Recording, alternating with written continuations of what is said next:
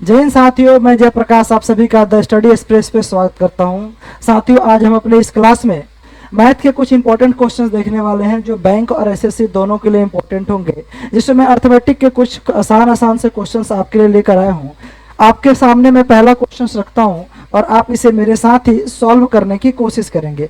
आइए क्वेश्चन को थोड़ा सा छोटा कर दिया जाए और साथ ही साथ पढ़ते रहेंगे और क्वेश्चन सॉल्व करते रहेंगे। इस बार मात्र मैं आपके लिए इंग्लिश में ही क्वेश्चंस को टाइप कर पाया हूं। अगली बार से कोशिश करेंगे कि क्वेश्चंस बाइलिंगुअल हो, मींस इंग्लिश और हिंदी दोनों लैंग्वेज में टाइप आपको मिले। आइए पहला क्वेश्चन देखते हैं। The curve surface area of A right circular cylinder of height 25 centimetre is 3300 centimetre. Curve surface area जो है ये सेंटीमीटर स्क्वायर होना चाहिए, क्योंकि यहाँ पर कर्व सरफेस एरिया दे रखा है। Find the diameter of the base of the cylinder. पूछा गया है कि एक सिलेंडर का यदि बेस एक सर्कुलर है तो उसका डायमीटर क्या होगा। आइए जरा इस क्वेश्चन को सॉल्व करने के लिए आपको थोड़ा सा मैं एक फिगर ड्रॉ करता हूं और इस फिगर को ध्यान से देखिएगा। एक फिगर ड्रॉ किया जाए और इस फिगर के सहारे हम क्या करेंगे, क्वेश्चन को सॉल्व करेंगे। अगर मैं इसे मिला दूं तो ये एक सिलेंडर क्रिएट होगा, ये एक सिलेंडर क्रिएट होगा और इस सिलेंडर का CSA दे रखा है। क्या दे रखा है? CSA। और आप सभी जानते हैं कि सिलेंडर का CSA किसी भी एक प्रिज्म का CSA, प्रिज्म वैसे फिगर को बोला जाता है जिसका बेस और टॉप सेम हो। प्रिज्म वैसे भी फिगर को बोलते हैं जिसका बेस और टॉप दोनों क्या हो, सेम। इस सिलेंडर को भी एक प्रिज्म ही माना जाता है। इसका बेस एक सर्कल और एक इसका टॉप भी सर्कल, दोनों का सरकमफ्रेंस, रेडियस, एरिया सब कुछ क्या होगा, बराबर। यदि सब कुछ बराबर हो तो किसी भी सिलेंडर का या फिर किसी भी प्रिज्म का यदि आप CSA निकालना जानते हैं तो इसका एक फॉर्मूला होता है सरकमफ्रेंस या फिर perimeter of base into height, जिसमें सरकमफ्रेंस होगा 2 पाई r और इसकी हाइट अगर h हो तो फॉर्मूला बनकर आता है 2 पाई r h। तो यहां पर क्वेश्चन में आपके सामने जो 2 पाई r h है तो यहां पर 2 पाई की वैल्यू क्या होगी, आप कहोगे सर पाई की वैल्यू ऐसे ही रख लेते हैं, इसमें आगे आपको समझाऊंगा कुछ। यहाँ पर 2 पाई r और h के जगह पे क्या रख लिया जाए, 25, और ये आपको दिया गया है 3300। h के जगह पे क्या दिया गया है, 3300 सेंटीमीटर स्क्वायर। तो आप बताइए 2 पाई r क्या निकल गया। आप कहोगे सर जो 2 पाई r निकला है ये 25 से 00 कट जाएगा 4 बार। आप जानते हैं 00 का मतलब होता है 100। जब कभी आप इसको 25 से डिवाइड करेंगे, 25 से डिवाइड करते हैं इसका मतलब होता है 100 को 25 से डिवाइड करना, और आपके पास क्या मिलेगा, 4। और जब ये 4 मिला तो आप 33 को 4 से मल्टीप्लाई करेंगे तो ये जाएगा 3 4 जा 12 और 3 4 जा 12 और 1 कितना हो गया, 132।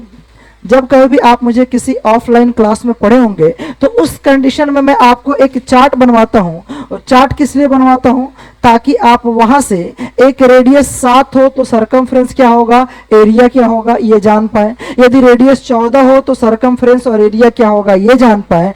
मतलब यहां पर मैं आपको समझा देता हूं, देखिएगा। यदि रेडियस 7 हो तो सरकमफ्रेंस जो इसका होता है वो 44 होता है और इसका जो एरिया होगा, इसका एरिया होगा वो 154 होता है। इसके कुछ आपके चार्ट याद करने पड़ते हैं जिससे आपको क्या हो जाए, क्वेश्चन सॉल्व करने में आसानी। यदि सरकमफ्रेंस यहाँ पर 14 हो तो ये 88 होगा और ये कितना होगा, ये हो जाता है 616। ये चार्ट इसी तरीके से 42 तक आपको लर्न करवाए जाते हैं ऑफलाइन क्लासेस में, और वहां से आप इस क्वेश्चंस को मात्र देखते ही सॉल्व कर सकते हैं। तो आप देख रहे हैं यदि सरकमफ्रेंस 7 का 2 गुना हुआ 14, सॉरी रेडियस 7 का 2 गुना हुआ 14, तो सरकमफ्रेंस भी क्या होता है, 44 का 2 गुना 88। इसके बाद ये एरिया जो है ये इसके स्क्वायर के मल्टीपल में चलता है। स्क्वायर के मल्टीपल में मतलब सर 7 का 2 गुना हुआ है अगर रेडियस 14, तो याद रखिएगा इस 2 का स्क्वायर कितना होगा, 4। तो ये जो एरिया होगा 154 का 4 गुना हो जाएगा। 154 को अगर आप 4 से मल्टीप्लाई करते हैं तो 616 होगा। क्या उसी प्रकार यदि सरकमफ्रेंस रेडियस 7 का 3 गुना 21 हो जाए तो ये इसका 3 गुना हो जाएगा। ये कितना हो जाएगा 132, और ये 3 गुना है तो ये कितना हो जाएगा, 3 का स्क्वायर कितना होगा 9, तो ये 9 गुना हो जाएगा। अब 9 गुना हो जाएगा तो इसके लिए आपको क्या करना पड़ेगा, मल्टीप्लाई करना पड़ेगा। किसको, 154 को 9 से मल्टीप्लाई करेंगे तो ये हो जाता है 1386। कितना हो जाएगा 1386। ये क्या मिला, इसका एरिया। हमें यहीं तक जरूरत है तो हम यहीं तक आपको बता रहे हैं, आगे की क्लासेस में कभी मैं आपको ये पूरा चार्ट लिखवा दूंगा और आप इसे लर्न कर लेंगे। आइए जरा देखते हैं, यहां पर दिखाई दे रहा है कि सर 2 पाई आर की वैल्यू, 2 पाई आर की वैल्यू यदि आपके सामने 132 हो तो रेडियस क्या होना चाहिए 21, रेडियस क्या होना चाहिए 21 सेंटीमीटर होना चाहिए। लेकिन यहां पर 2 पाई आर के जगह पे क्या यही वैल्यू इस क्वेश्चन में दिखाई दे रहा है आपके सामने। मतलब सर आपको देखते पता चल गया कि यदि 2 पाई आर की वैल्यू यदि आपके सामने 132 है तो आर बराबर होगा तुरंत 21 सेंटीमीटर। जब आर की वैल्यू 21 मिल गया है, जब आर की वैल्यू आपको 21 मिल गया है तो बताइए, यहां पर आपसे पूछा गया था डायमीटर, डायमीटर का मतलब क्या 21 का 2 गुना होगा, क्या 21 का 2 गुना कितना होगा 42 सेंटीमीटर। Option number D. ये क्वेश्चन बैंक के हैं इसीलिए यहां पर आपको 5 ऑप्शन दिखाई दे रहे हैं, पांचवें ऑप्शन में नन ऑफ दिस है। डी नंबर ऑप्शन पर आपको दिखाई देगा 42 सेंटीमीटर। आई होप आप आसानी से समझ पाए होंगे। चलिए, यदि समझ गए हैं तो आइए नेक्स्ट क्वेश्चन पर चलते हैं। ये हमारा एक आसान सा सवाल है, आओ जरा इस क्वेश्चन को आप सॉल्व कर दो। आप भी पढ़िएगा साथ साथ, आसान सा सवाल था। मेरे ख्याल से क्वेश्चंस थोड़े से आपको कम दिखाई दे रहे होंगे। ये लीजिए, अब आपको पूरा प्रॉपर दिखाई दे रहा होगा, देखा जाए।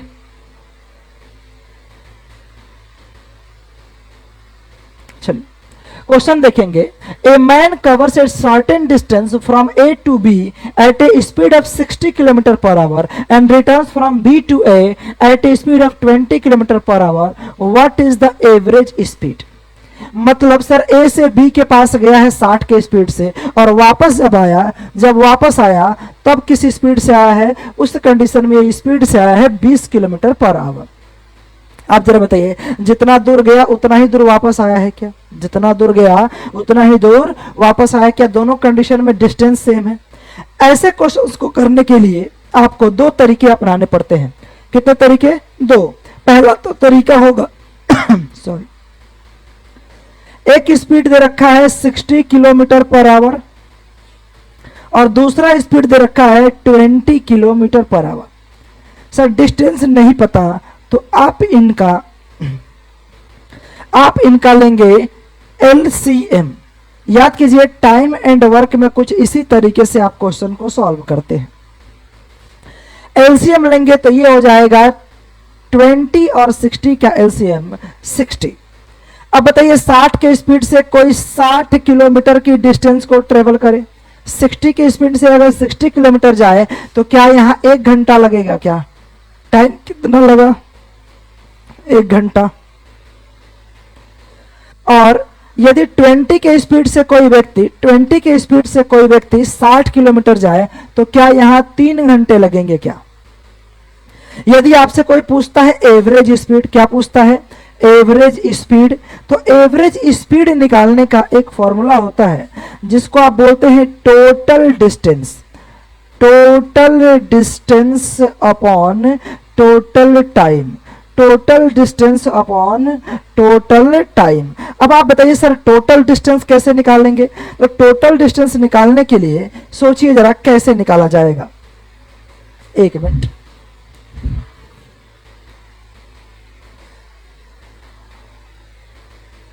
मेरे ख्याल से कैमरा थोड़ा ब्लर हो रहा है, कैमरे को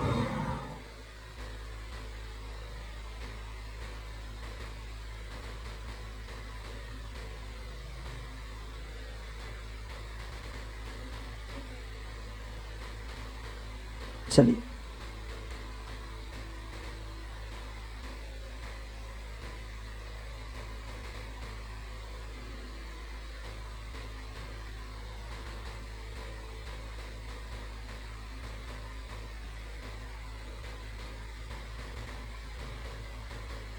हाँ जी, चलिए हो गया।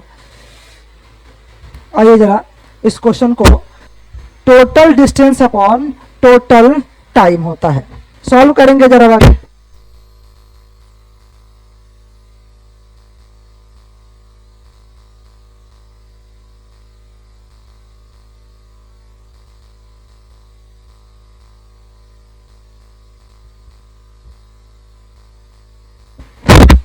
देखिएगा जरा, अब टोटल डिस्टेंस कैसे निकालेंगे सर? 60 किलोमीटर तो सिर्फ एक साइड की डिस्टेंस है, तो दूसरे साइड भी क्या 60 किलोमीटर होगा? टोटल डिस्टेंस 60 किलोमीटर एक साइड से और 60 किलोमीटर दूसरे साइड से, क्या टोटल डिस्टेंस 120 किलोमीटर हो गया क्या? टोटल टाइम जब इधर से गया था तो 1 आवर, और जब रिटर्न आया वापस तो क्या 3 आवर लग चुके हैं क्या? ये टोटल टाइम अगर आप मुझे बता सको तो क्या ये 4 आवर हो चुका है? कितना आवर हो चुका है? 4 आवर। यदि आपको निकालना है एवरेज स्पीड, क्या निकालना है? एवरेज स्पीड, तो total distance upon total time. Sir 120 को अगर मैं 4 से डिवाइड कर दूं तो क्या ये 30 होगा क्या? और ये जो आंसर आएगा 30 किलोमीटर पर आवर, ये एवरेज स्पीड ऐसे ही निकाला जाता है। लेकिन इसके लिए एक फॉर्मूला होता है, आप उस फॉर्मूले को भी ध्यान से देखिएगा। फॉर्मूला होता है सर, एवरेज स्पीड जब दो एवरेज स्पीड निकालना हो और जब दो स्पीड आपको दिया जाए तो ये हो जाता है 2 into x y upon x plus y. ये सिर्फ दो एवरेज स्पीड निकालने के लिए, नहीं कि दो स्पीड दिया जाए और एवरेज स्पीड निकालने के लिए फॉर्मूला होगा। लेकिन सर 3 दे 4 दे तो आप इसी बेसिक तरीके से काम करेंगे। तो आइए इसमें पुट करते हैं सर। 2 इंटू एक होगा 60 और दूसरा होगा 20, और डिवाइडेड बाई 60 प्लस 20 कितना हो गया? 80। अब बताओ, इससे ये कट जाएगा कितनी बार? 4 बार। और 4 से कटेगा 60 कितनी बार? 15 बार। और 15 को 2 से मल्टीप्लाई किया जाए कितना आएगा? 30 kilometre per hour. Option number B is the right answer. एक बार में ही आप इस आंसर को निकाल सकते हैं। हालांकि ये डाटा आसान था, आसान डाटा था, तो आप इसमें पुट करेंगे तब भी आसानी से होगा, यहाँ पुट करेंगे तब भी आसानी से होगा। लेकिन एग्जामिनर क्या करता है, डाटा को डिफिकल्ट करके देता है, फिर यहाँ पुट करोगे तो आप फंस सकते हैं। इसके लिए आपको एलसीएम मेथड ही अपनाना चाहिए। आइए हम अपने नेक्स्ट क्वेश्चन पर चलते हैं। आपके सामने ये हमारा नेक्स्ट क्वेश्चन है, अब इसे आप जरा सॉल्व कर दीजिए। आसान सा क्वेश्चंस आपके लिए। देखिएगा, train A of length 280 metre, एक ट्रेन की जो लंबाई है वो 280 मीटर है, can cross a platform of length 360 metre in 32 second. और ये क्रॉस कर सकती है किसको? एक प्लेटफॉर्म को जिसकी लंबाई कितनी है? 360 मीटर। कितने देर में? 32 सेकेंड में क्रॉस कर सकती है। And the ratio of speed of train B to train A, train B से ट्रेन ए के जो स्पीड का रेशियो है वो क्या दे रखा है? 3:2। Find the length of train B, train B का क्या निकालना है? लेंथ निकालना है। If train B crosses a man in 30 second, यदि ट्रेन बी एक आदमी को 30 सेकेंड में पार कर जाए। कितने सेकेंड में पार कर जाए? 30 सेकेंड में। तो आइए जरा, क्वेश्चन तो आप समझ ही चुके होंगे, इस क्वेश्चन को सॉल्व करते हैं। सोचो 280 मीटर की प्लेटफॉर्म ट्रेन और 360 मीटर का प्लेटफॉर्म, क्या टोटल डिस्टेंस जब एक ट्रेन एक प्लेटफॉर्म को क्रॉस करती है उस कंडीशन में ट्रेन की भी दूरी और प्लेटफॉर्म की दूरी, इन दोनों को ऐड करके क्रॉस कराया जाता है क्या? तो बताइएगा, 360 और 280 अगर टोटल ऐड कर दिया जाए तो क्या ये 640 होगा क्या? 640 मीटर की डिस्टेंस। और कितने सेकेंड में? आप कहोगे सर 32 सेकेंड में। अगर 32 सेकेंड में पार कर दिया जाए तो आप जानते हैं स्पीड बराबर यही होता है, स्पीड बराबर होता है distance upon time. Sir distance upon time ये हुआ, अगर मैं इसको डिवाइड करूं तो क्या ये 20 मीटर पर सेकेंड स्पीड आ गया है क्या? सर ये स्पीड किसकी है? तो ट्रेन ए की। ये स्पीड किसकी है? ट्रेन ए की स्पीड है 20 मीटर पर सेकेंड। और यहां पर ट्रेन बी से ट्रेन ए के स्पीड का रेशियो दे रखा है 3:2। क्या ये दो स्पीड है ट्रेन ए की, लेकिन मैंने निकाला वो कितना है? 20 मीटर पर सेकेंड। कितना है जी? 20 मीटर पर सेकेंड। दो की वैल्यू 20 मीटर प्रति सेकेंड, तो तीन की वैल्यू क्या 30 मीटर पर सेकेंड होगा क्या? तीन की वैल्यू कितनी होगी? 30 मीटर पर सेकेंड। अब आपसे क्या बोला गया है? अब पूछा गया है कि यही ट्रेन भी एक आदमी को 30 सेकेंड में क्रॉस कर जाए तो ट्रेन बी का लेंथ कितना होगा? बताइए जरा। जब एक ट्रेन एक आदमी को क्रॉस करे तो क्या इस कंडीशन में ट्रेन खुद अपने आप की डिस्टेंस को क्रॉस करेगी क्या? तो 30 मीटर पर सेकेंड की स्पीड से क्या 30 सेकेंड में आपको डिस्टेंस निकालना है? क्या डिस्टेंस इज इक्वल टू होता है स्पीड इंटू टाइम। सर यहां पर स्पीड है 30 मीटर पर सेकेंड और टाइम है 30 का, अगर मल्टीप्लाई कर दिया जाए तो क्या 900 मीटर का डिस्टेंस इस ट्रेन की है क्या? आप समझ पाए होंगे। यहां से मैंने ए का स्पीड निकाला, इस रेशियो से मैंने बी का स्पीड निकाला और इस स्पीड से मैंने क्या कर दिया, डिस्टेंस ऑफ ट्रेन बी निकाला जा चुका है। लेंथ ऑफ ट्रेन बी ये होगा 900 मीटर। चलिए बढ़ते हैं अपने अगले सवाल की तरफ। मेरा अगला सवाल आपके सामने कुछ ये रहा, पहले कुछ सेकंड लगाकर आप पढ़ो, फिर मैं आपको सॉल्व कराता हूं।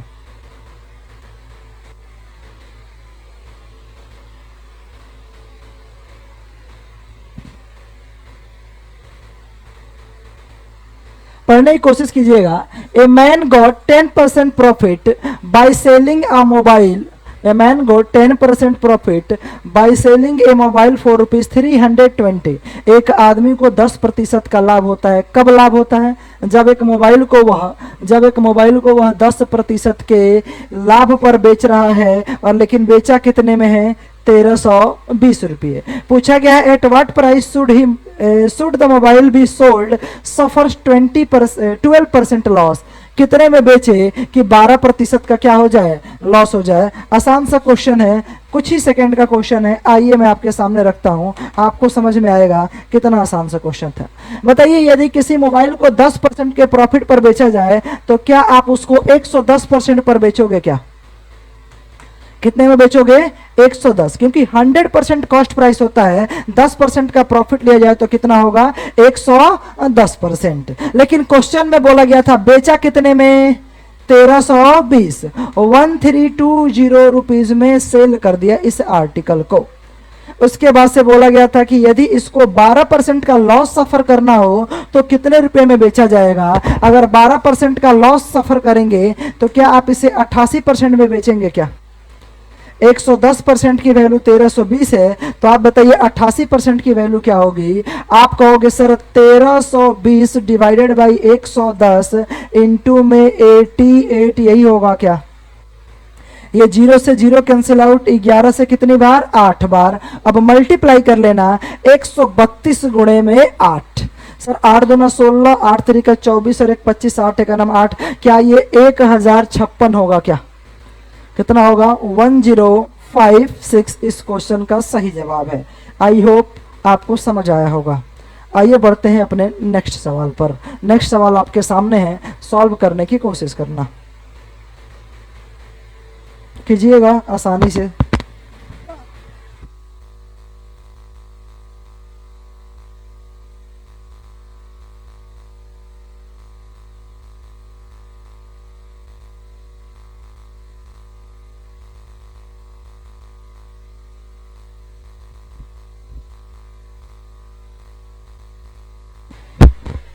चलिए आइए जरा देखेंगे। The ratio of breadth and the perimeter of rectangle is 1:8। एक रेक्टेंगल के ब्रेथ और पेरीमीटर का जो रेशियो है वो 1:8 दे रखा है। 1:8 दे रखा है। ठीक है जी, चलो दे रखा है तो कोई बात नहीं, आइए सॉल्व करते हैं। उसके बाद से find the ratio between perimeter and length. Perimeter और लेंथ का रेशियो क्या होगा? देखना जरा, ये एक रेक्टेंगल होता है और इस रेक्टेंगल में एल, ये भी क्या होगा? एल, ये क्या होगा? बी, और ये होगा बी। रेक्टेंगल के बारे में जानते हैं, आमने सामने की भुजाएं बराबर, पैरेलल और प्रत्येक एंगल 90 डिग्री का होता है। ये तो आप जानते ही हैं। यदि आप ये जानते हैं तो आइए जरा आपको आसानी से और भी मैं आपको समझाने की कोशिश करता हूं। ये एक रेक्टेंगल है, आप जानते हैं। रेक्टेंगल में ये एल है तो ये भी क्या होगा? एल। ये बी है तो ये भी क्या होगा? बी। प्रत्येक एंगल कितने डिग्री के? 90 डिग्री के। बोला गया था कि इसके ब्रेथ का और पेरीमीटर का जो रेशियो है वो क्या है? 8:1। सर ब्रेथ का मतलब बी अपॉन में, पेरीमीटर का क्या? 2 × L + B होगा क्या? बताइए। पेरीमीटर कैसे निकालते हैं, 2 इंटू एल प्लस बी, और इसका जो रेशियो है 1:8, 1:8 का मतलब क्या 1/8 होगा। सर इस 2 से इस 8 को काट दिया जाए तो ये 4 होगा क्या। आप जरा बताइए, अगर कंपेयर किया जाए b की वैल्यू क्या है 1, b की वैल्यू क्या है 1, और यहां पर b plus l, l plus b की वैल्यू कितनी है 4, एल प्लस बी की वैल्यू कितनी है 4, तो क्या यहाँ एल की वैल्यू 3 होनी चाहिए क्या, एल की वैल्यू कितनी होनी चाहिए 3, बिल्कुल जी सर एल की वैल्यू 3 आ गया। अब आपसे पूछा गया है क्या, रेशियो पूछा गया है किसका, पेरीमीटर का और लेंथ का, तो सर पेरीमीटर तो 8 ही रहेगा, पेरीमीटर तो चेंज नहीं होगा, लेकिन लेंथ कितना आ गया है 3, तो अब ये जो रेशियो होगा वो रेशियो क्या होगा 8:3। ऑप्शन नंबर ए इस क्वेश्चन का सही जवाब है। मात्र आसान सा क्वेश्चन था, बस आपको इनके रेशियो को कंपेयर करना था, आसानी से आपको समझ में आ गया होगा। आइए बढ़ते हैं अपने नेक्स्ट सवाल पर। पढ़ लीजिए, आपके सामने मैंने क्वेश्चंस को रख रखा है, पढ़िएगा।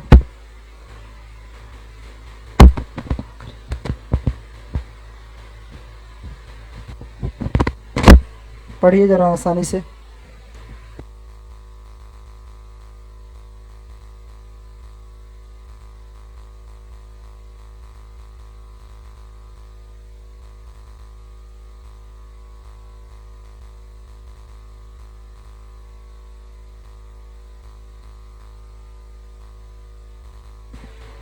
चलिए देखेंगे जरा। In a mixer 48 litre, mixer of 48 litres, the ratio of milk and water is 7:5। एक 48 लीटर के मिक्सर में मिल्क से वाटर का जो रेशियो है वो क्या है 7:5। How much more water should be added to the mixture so that the final quantity of milk is half of the quantity of mixture. कितना और पानी मिला दिया जाए कि फाइनल क्वांटिटी में जो मिल्क हो वो मिक्सचर का आधा हो जाए। आइए क्वेश्चन को थोड़ा सा इधर साइड में ले चलते हैं और सॉल्व कराने की कोशिश करते हैं। बताइए जरा, यहाँ मिल्क और वाटर का जो मिक्सचर था वो 48 लीटर का है, कितने का है 48, और इसमें जो ये आपको दिखाई दे रहा है मिल्क से वाटर का रेशियो, मिल्क से वाटर का रेशियो ये क्या है 7:5। क्या दे रखा है 7:5। तो जरा मेरे भाई ये बताओ, टोटल 48 लीटर का मिक्सचर है, यदि इसको आप 7:5 में बांट दो तो बताइए 7 और 5 क्या टोटल 12 यूनिट होगा, और 12 यूनिट की वैल्यू कितनी है 48 लीटर, 12 की वैल्यू कितनी है 48 लीटर। तो एक की वैल्यू क्या होगी, आप कहोगे सर एक की वैल्यू होगी, एक यूनिट की वैल्यू होगी 4 लीटर। जब एक की वैल्यू 4 है तो 7 की वैल्यू क्या ये 28 लीटर होगा क्या, और इस 5 की वैल्यू क्या ये 20 लीटर हो गया क्या। सर यहाँ एक्चुअल में मिल्क और एक्चुअल में वाटर पता चल चुका है। अब बारी है, बोला गया है कि कितना और मैं क्या मिला दूं, वाटर मिला दूं। सर वाटर मिलाया जाए, बिल्कुल। यदि वाटर मिलाया जाए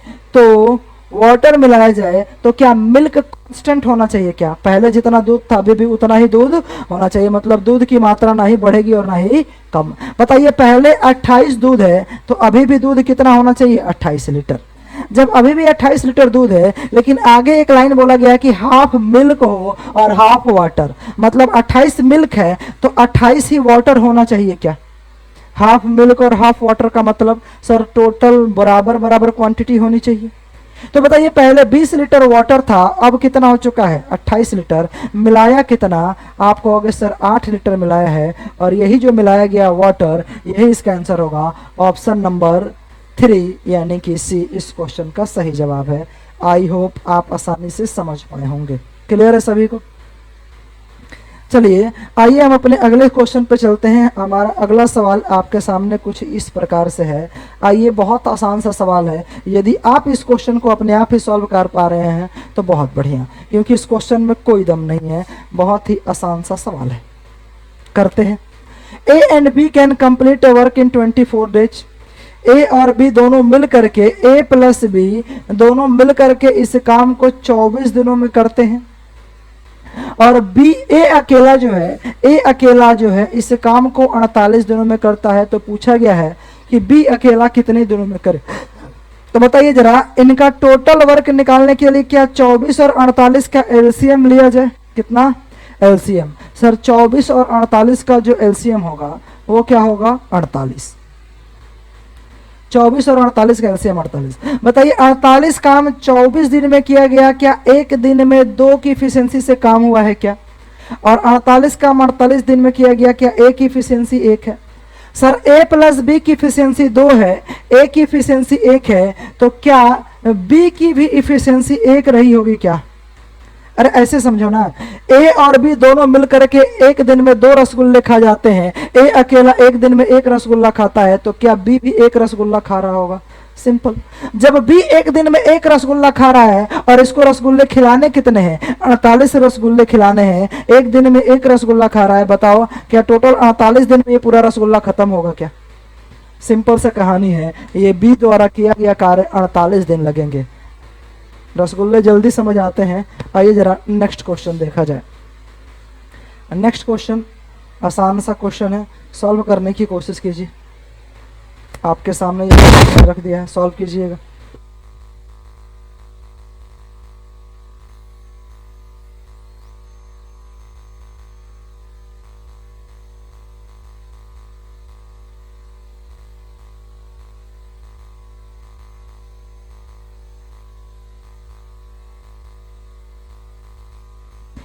पढ़ेंगे जरा question. The ratio between compound interest and simple interest is 5:4 for 2 years. 2 साल का कंपाउंड इंटरेस्ट और सिंपल इंटरेस्ट का रेशियो CI से SI का जो रेशियो है वो 5:4 है। सर 2 साल का अगर यहाँ पर देखिएगा सर, सिंपल इंटरेस्ट यदि 4 है तो 1 साल का सिंपल इंटरेस्ट क्या 2 रहा होगा क्या? सर अगर मैं बात करूं यहाँ कुछ भी प्रिंसिपल हो, क्या यहाँ से एक बार फर्स्ट ईयर में सिंपल इंटरेस्ट 2 हुआ, सेकेंड ईयर में सिंपल इंटरेस्ट भी 2 होना चाहिए। और कंपाउंड इंटरेस्ट 5 है, मतलब ये 2 और 2, क्या यहाँ पर 1 का ब्याज लगा होगा क्या? 1 का ब्याज लगा होगा, ये क्या बनेगा 5। ये ट्री मेथड होता है, आपको बेसिक के क्लास में आपको पढ़ाया गया होगा ट्री। यदि बेसिक के क्लास में आप ट्री पढ़ चुके हैं तो बताइए ये समझ में आ गया। आगे बोला गया find the difference between compound interest and simple interest for 2 years. 2 साल का साधारण ब्याज और चक्रवृद्धि ब्याज का अंतर बताइए। If 1 year simple interest is ₹200। बताइए 1 साल का सिंपल इंटरेस्ट यहाँ कितना यूनिट है? सर 1 साल का सिंपल इंटरेस्ट 2 यूनिट है। क्या 2 यूनिट की वैल्यू क्वेश्चन में 200 रुपये दिया गया है क्या? क्वेश्चन में 2 यूनिट की वैल्यू कितना दिया गया है 200, और पूछा गया है कि सिंपल इंटरेस्ट और कंपाउंड इंटरेस्ट का डिफरेंस। ये वाला पार्ट SI और CI के डिफरेंस को डिनोट करता है। नहीं समझ आया कोई बात नहीं। सर ये वाला पार्ट CI को डिनोट करता है, पूरा का पूरा ये वाला पार्ट SI को डिनोट ये वाला SI को डिनोट करता है, ये CI को डिनोट करता है, और ये जो दिखाई दे रहा है 1, ये CI और SI का डिफरेंस को डिनोट करता है। तो बताइए 2 की वैल्यू 200 है तो 1 की वैल्यू पूछा है, क्या 1 की वैल्यू 100 होगा क्या? 100 इस क्वेश्चन का सही जवाब होगा, ऑप्शन नंबर बी। क्वेश्चन समझ में आया या नहीं नोट कर सकते हैं, यदि आपके पास समय हो तो वीडियो को पॉज करके नोट कर लीजिएगा। आइए नेक्स्ट क्वेश्चन करते हैं। नेक्स्ट और आज का हमारा ये आखिरी सवाल बहुत ही बेहतरीन सवाल है, यदि आप चाहें तो इसे आसानी से सॉल्व कर सकते हैं। देखिएगा, the monthly salaries of A and be together is ₹40,000। 40,000 रुपये ए और बी की सैलरी है दोनों को मिला करके। A spent 85% of his salary and B spends 95% of his salary। A अपने सैलरी का 40% और B अपनी सैलरी का 95% खर्च कर देता है। Now their savings are the same। अब उनकी जो सेविंग है वो दोनों क्या है? सेम। सेविंग सेम है। मान लीजिए A रुपये कमा रहा होगा और B रुपये कमा रहा होगा। अगर A 85% खर्च कर दे तो बचाएगा कितना? सर A अपने आप का, अपने सैलरी का क्या 15% बचा रहा है क्या? 85% खर्च कर दिया जाए तो बचत कितना होगा? 15%। और B अपनी सैलरी का यदि 95% खर्च कर दे तो बचाएगा कितना? सर B अपनी सैलरी का 95% खर्च कर दे तो 5% बचाएगा क्या? सर बी की सैलरी का 5%, ये दोनों क्या होंगे बराबर। अब ए से बी का रेशियो बनाओ, क्या परसेंटेज से परसेंटेज कट जाएगा सर, 5 से 1 बार और 5 से 3 बार। यदि ए रेशियो बी जानना हो तो क्या ए रेशियो बी जानना हो तो क्या 1:3 होगा क्या, बताइए। ए की सैलरी यदि 1 रुपये है तो बी की सैलरी कितनी होगी 3, दोनों को मिला करके इसकी सैलरी क्या 4 यूनिट है क्या, 4 यूनिट की वैल्यू क्वेश्चन में 40,000, तो बताओ 1 यूनिट की वैल्यू क्वेश्चन में क्या होगा, आप कहोगे सर 1 की वैल्यू कितना होगा 10,000। और यही पूछा गया था सैलरी ऑफ ए, क्या सैलरी ऑफ ए 1 यूनिट है क्या, तो इसका भी आंसर क्या होगा 10,000। ऑप्शन नंबर ए इस क्वेश्चन का सही जवाब होगा। आज ये क्वेश्चंस यहीं समाप्त होते हैं। आप होप आप इस क्वेश्चंस को समझ पाए होंगे।